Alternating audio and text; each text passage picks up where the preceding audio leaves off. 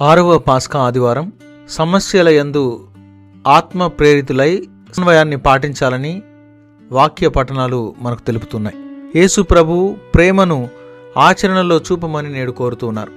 మన యొక్క దేశంలో కులం, మతం, ఆర్థిక వ్యవస్థలు తరచూ విభజనలను సృష్టిస్తూ ఉన్నాయి.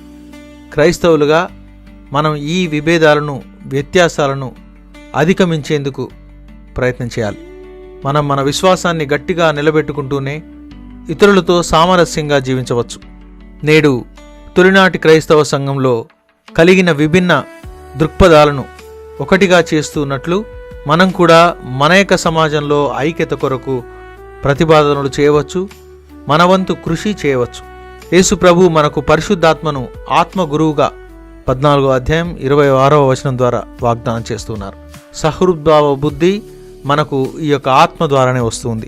మనస్పర్ధలు దాటవేయటం కాకుండా వాటిని స్పృశించే లేదా చర్చించే వేదికలు నెలకొనాలని నేడు ప్రార్థన చేయాలి.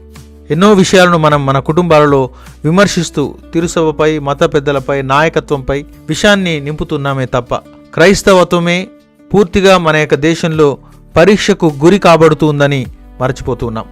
క్రైస్తవ సంఘం ముప్పుకు లోనవుతుందని గుర్తించలేకపోతున్నాం.